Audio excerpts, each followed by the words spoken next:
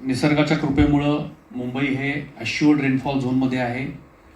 10 वर्षातनं एखाद वेळेला कधीतरी आपल्याकडे पाऊस थोडा कमी पडतो, पण प्रत्येक वेळेला चांगला पडतो. यावेळेला तर आपल्याला माहिती आहे 110% पाऊस होऊन गेला आपला. तर पाण्याची उपलब्धता हा आपल्याला सुदैवानं अजून हा प्रश्न नाही आहे. आज देखील आपली सगळी धरणं 99% भरली. पालिकेची स्वतःची धरणं आहेत, त्या दुसरी आहे.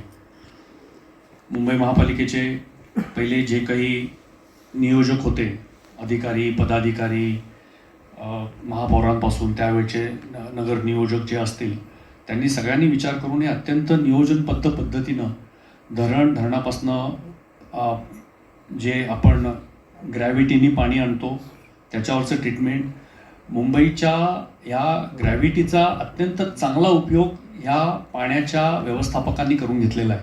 अत्यंत कमी खर्चामध्ये धरणातलं पाणी आपल्या ट्रीटमेंट प्लॅन्ट, म्हणजे सगळ्यात मोठा ट्रीटमेंट प्लॅन्ट भांडुपला, आणि तिथून रिझर्वायरमधून, आणि रिझर्वायरमधनं हे जवळपास कमीत कमी पंपिंगमध्ये येणारं सगळ्यात शुद्ध हायजेनिक असं पाणी आहे.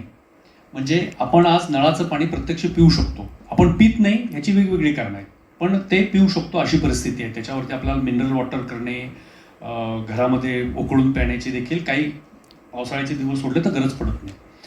आता प्रश्न आहे तो आपला वितरण व्यवस्थेचा. वितरण व्यवस्था ही सातत्यानं दुरुस्ती आणि देखभाल करायची व्यवस्था आहे. तर त्याच्यामुळं पाईपलाईन बदलणे, फुटणे, त्याच्यामध्ये इलिगल टॅपिंग होणे, या गोष्टी सातत्याने होत असतात. प्रेशरचा बऱ्याच ठिकाणी प्रॉब्लेम येत असतात. बऱ्याच वेळेला आपले रिझर्वायर जे आहेत त्या रिझर्वायरमधनं येणारं पाणी हे समपद्धतीनं वाटप केलं जात नाही, त्याच्यामध्ये देखील अडचणी येतात. त्यामुळे उपलब्धता हा प्रश्न आत्ता जरी नसेल तरी आपण म्हणता त्याप्रमाणे काही वर्षांमध्ये येऊ शकतो. तर त्यासाठी देखील नियोजन आपण करतोय. गारगाईचं आता नवीन धरण आपण बांधायला घेतलेलं आहे. त्याच्यानंतर क्षारीकरण प्रकल्प, म्हणजे डिसॅलिनेशनचा प्रकल्प आपण तो देखील करतोय. त्याच्यामध्ये 400 MLD पाणी आपल्याला मिळणार आहे. मुंबईची गरज ही साधारणतः 5000 MLD पर डे. आता 5000 MLD म्हणल्यानंतर आमचे UPSCच्या विद्यार्थ्यांना एकदम लक्षात नाही येणार, कारण तर 5000 MLD म्हणजे एक पवई तलाव. तर एक पवई तलाव आपण प्रत्येक दिवशी फस्त करतो. गलगलीची, बरोबर आहे, त्याचा अभ्यास जास्त आहे.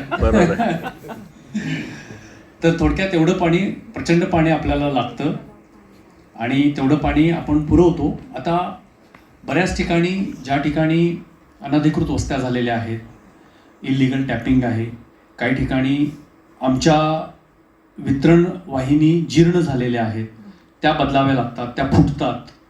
तर हे प्रश्न आहेत. पण हे जास्त करून ऑपरेशन अँड मेंटेनन्स, ONMचे प्रश्न आहेत, उपलब्धतेचे नाही. उपलब्धता हा प्रश्न राहील असं मला वाटत नाही. आज तर नाही आहे, पण पुढच्या 25 वर्षात पण नाही. पण नियोजन केलंच पाहिजे, त्याचं देखील नियोजन केलं पाहिजे.